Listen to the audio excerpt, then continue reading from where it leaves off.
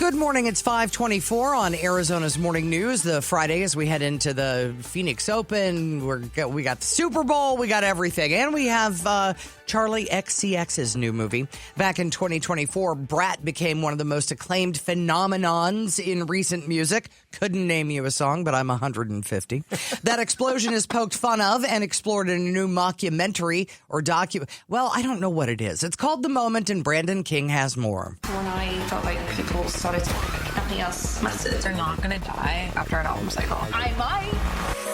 In theaters this week, The Moment. September 2024, Charli XCX, played by herself, has just released the decade-defining pop album Brat to massive acclaim and success. So what's the next step? Well, obviously an increasingly chaotic, extensive documentary showing the planning of a massive concert film, which is of course what Charli wants, right?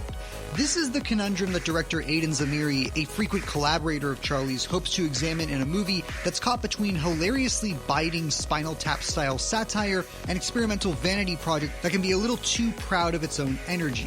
For the most part, though, it does lean towards the former, with some genuine insight into art that gets co-opted by too many cooks in the kitchen, with Charli XCX herself plus Hailey, Benton and Alexander Skarsgard giving some solid performances. It's a bit too long, a fairly blunt ending, and absolutely not for anyone with sight issues or problems with glitchy strobe lights. Avoid this movie like the plague if that's the case. But it is kind of fascinating, at least in its own moment. For KTAR News, I'm Brandon King. Good morning. It's 5:55. I'm LaDonna Harvey. This is Arizona's Morning News.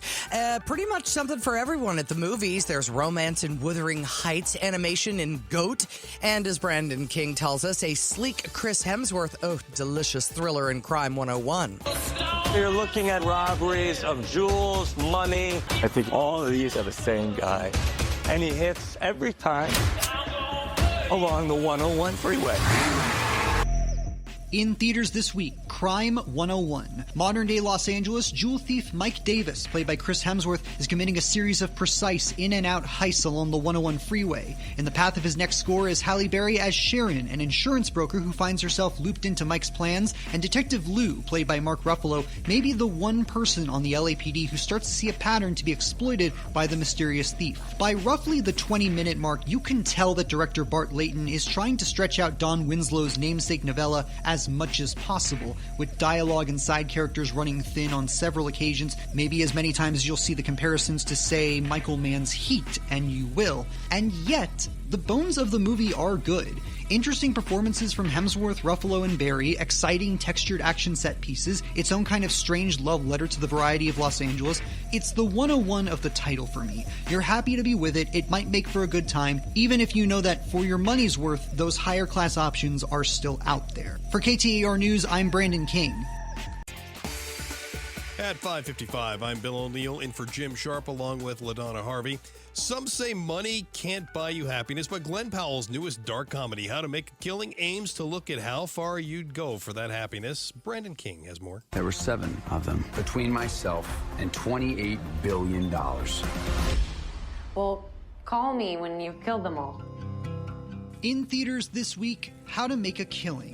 Glen Powell stars as Beckett Redfellow, the son of a disowned heir to a massive family fortune, though still legally entitled to that fortune. Now as an adult, Beckett, yearning for a better life, starts the process of eliminating the other Redfellows, even as he can't quite avoid suspicion, or maybe even just liking some of his would-be family members. Glen Powell's charisma and versatility is doing a lot of heavy lifting here. He consistently makes Beckett likable, but increasingly uncertain of both his motivation and his own moral center. There's a cynical, slightly chaotic energy he imbues the movie with that also does little to mask its shortcomings. The pacing is all over the place. The supporting cast, including Topher Grace and Margaret Qualley, vary between fun enough and wildly misused, and purely on a writing level, this is not zany enough for the satire or sharp enough for its subtext. It's solid at its best moments, but for all the promise on display, the focus just feels really misplaced. For KTAR News, I'm Brandon King.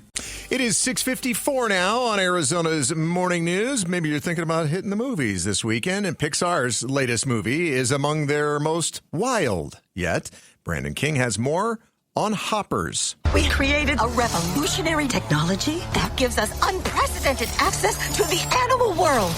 We call it Hoppers. In theaters this week, Hoppers. Piper Curda voices Mabel, a 19-year-old environmental activist in the town of Beaverton and a student of Dr. Fairfax, voiced by Kathy Najimy. Local nature areas are being threatened by the office of the mayor, voiced by John Hamm, but Mabel has a plan. Steal Dr. Fairfax's Hoppers unit, a robotic beaver that one can transfer their mind into and thus be able to walk among the wildlife. She does so, hoping to convince the local animals to stand their ground, but as you might be able to gather, doing so becomes quite complicated. Yes, it is all very much a nod to Avatar or Invasion of the Body Snatchers, but director Daniel Chong's approach here grounds Hoppers in very concrete ideas, not just environmentalism, but specifically how we can feel in the face of issues that seem too big to change, what they mean for the people, or animals in this case, around us. And if all of that sounds slightly pretentious about the Beaver mind control movie, I would also spotlight its eccentric cast of characters, great music, and the point that this is maybe the funniest movie that Pixar has made in recent memory.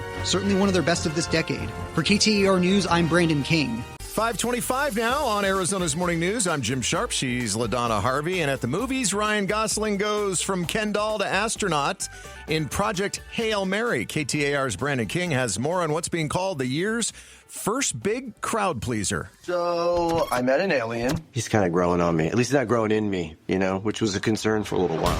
I'm Grace. I'm going to call you Rocky. Thumbs up. No, that's thumbs down. It's close enough. In theaters this week, Project Hail Mary. Ryan Gosling is Ryland Grace, a scientist who wakes up with little idea how he became the only survivor on a spaceship speeding towards a distant star system. As he gets close to the star, he remembers the Earth in danger, his role in finding a potential way to save it, and meets a strange alien who he names Rocky, who may have the same reason to be there as Ryland does if they can just learn how to talk to each other. Based on the novel by Andy Weir, Project Hail Mary is in some ways indebted to directors Phil Lord and Chris Miller's zanier projects like 21 Jump Street and the Lego Movie. It can be silly, particularly in the banter between Gosling and the alien, which is fantastic, but it's more focused on being a relatively earnest sci-fi adventure we don't usually see nowadays. Think The Martian, also based on a Weir novel, in that its approach to rising to the occasion amidst the impossible is very matter-of-fact and totally charming. It looks and sounds great, has some fun surprises, is maybe a bit too stretched out for its own good, but to quote the movie, it's not half bad. It is full good. For KTAR News, I'm Brandon King.